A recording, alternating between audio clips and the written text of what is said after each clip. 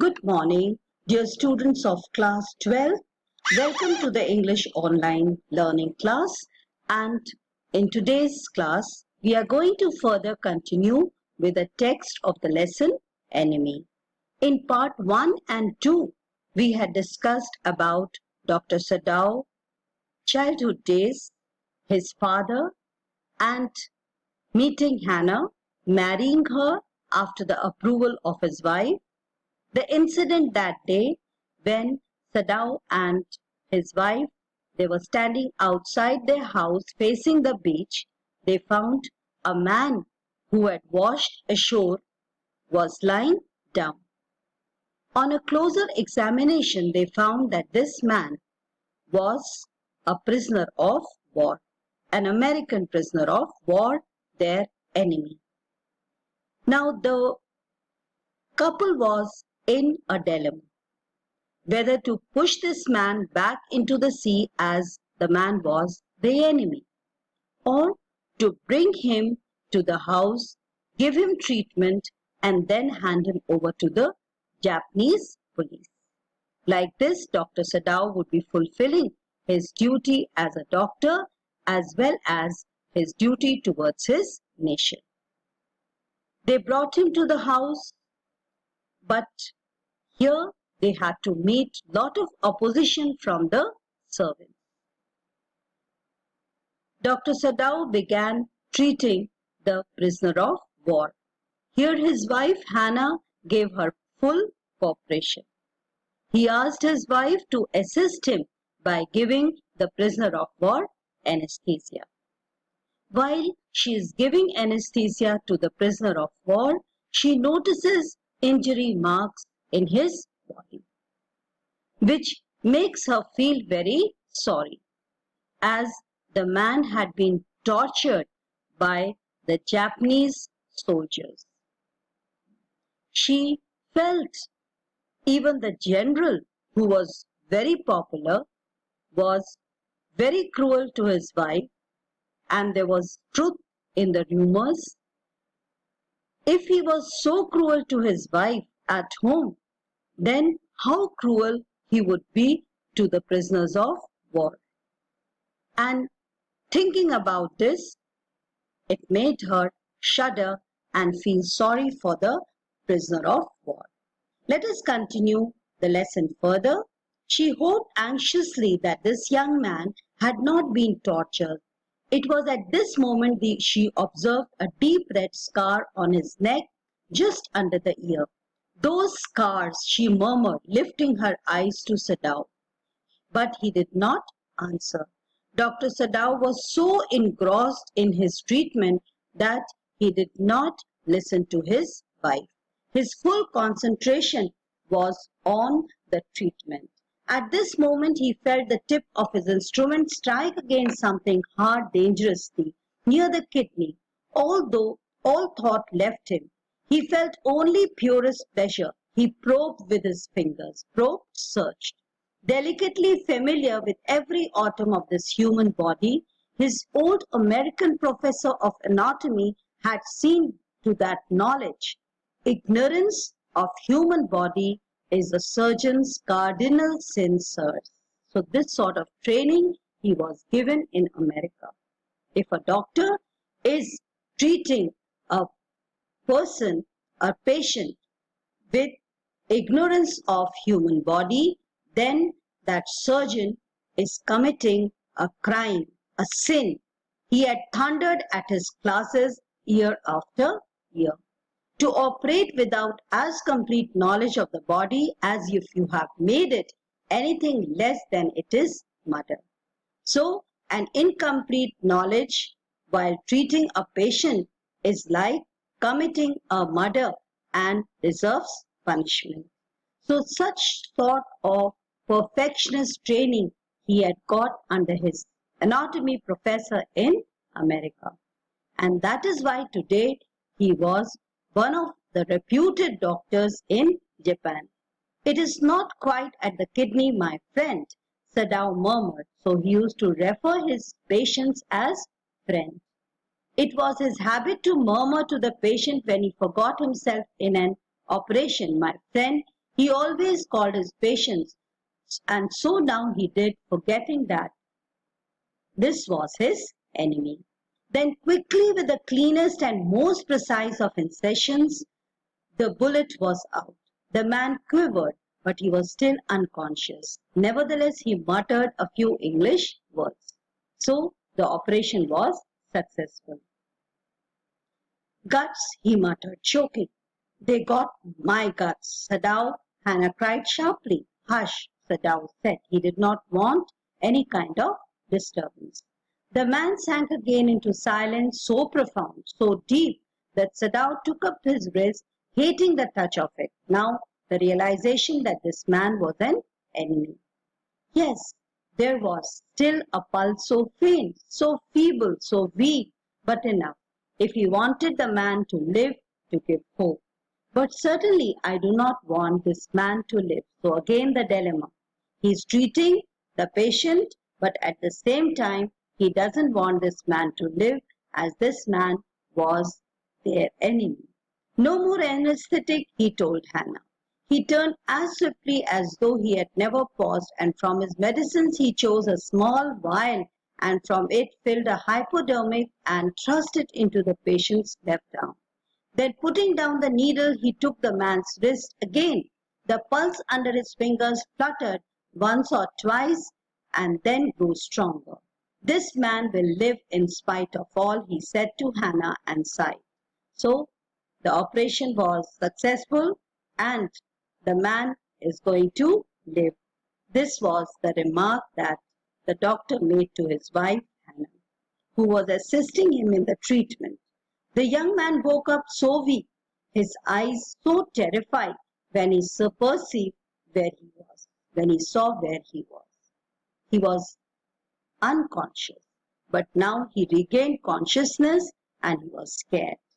That Hannah felt compelled to apologize. She herself served him, for none of the servants would enter the room. The operation had been performed.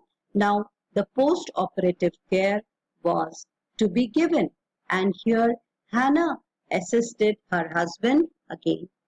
When she came in the first time, she saw him summon his small strength to be prepared for some fearful thing.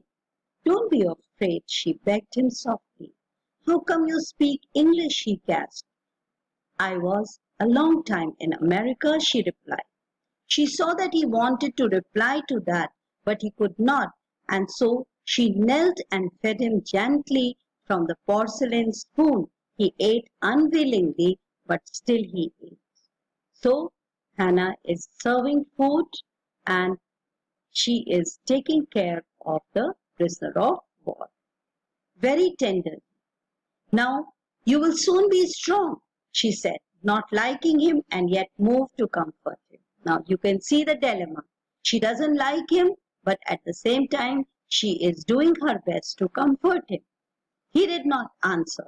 When Sadao came in the third day after the operation, again for the post-operative care, he found the young man sitting up, his face bloodless with effort. "Lie down," cried. "Do you want to die?" He forced the man down gently and strongly and examined the wound. "You may kill yourself if you do this sort of thing," he scolded. So he was now a doctor serving his patient. "What are you going to do with me?" the boy muttered. He looked just now barely 17. "Are you going to hand me over?" So now the concern of the boy was, what are they going to do with him?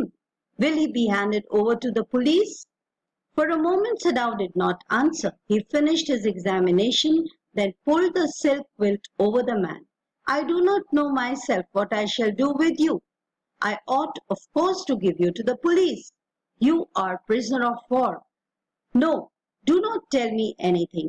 He put his hand. He saw the young man was about to speak.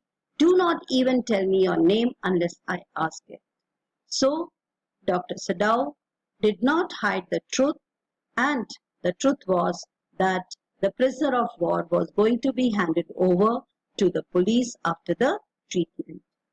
They looked at each other for a moment, and then the young man closed his eyes and turned his face to the wall. "Okay," he whispered, his mouth a bitter line. Outside the door, Hannah was waiting for Sadao. He saw at once that she was in trouble. Sadao, Yummy tells me the servant feel they cannot stay if we hide this man any more. She tells me that they are saying that you and I were so long in America that we have forgotten to think of our own country first. They think we like Americans. So she shared with her husband how the servants, they were about to leave the house. They wanted Dr. Sadao and Hannah to stop the treatment of this man, and they cursed them. They blamed them that they are more pro-Americans because of their long stay in America. It is not true, said Sadao harshly. Americans are our enemies, but I have been trained not to let a man die if I can help it. It is my duty towards my profession. I also am a nationalist.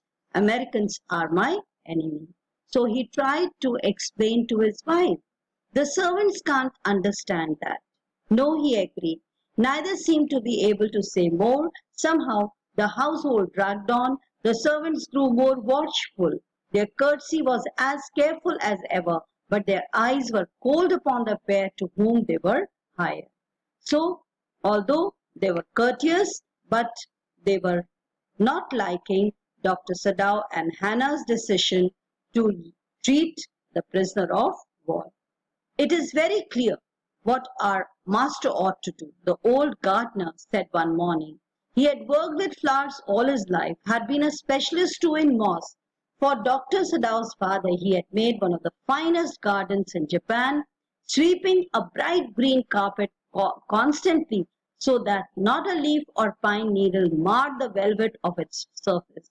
My old master's son knows very well what he ought to do, he now said, pinching a bud from a bush as he spoke. When the man was so near that why did he let him leave? So the servants had served the family for long since his father's time, and now they felt that this man should not be saved by the doctor, he should be allowed to die. That young man, his master, is so proud of his skill to save that he saves any life. So this is a blame to Dr. Sadao. He is so proud as a doctor, he cannot differentiate between a patient and an enemy. He thinks that he can save any life. The cook said contemptuously, hating, with hatred. She split a fowl's neck skillfully and held the fluttering bird and let its blood flow into the roots of the Vistara vine. Blood is the best of fertilizers.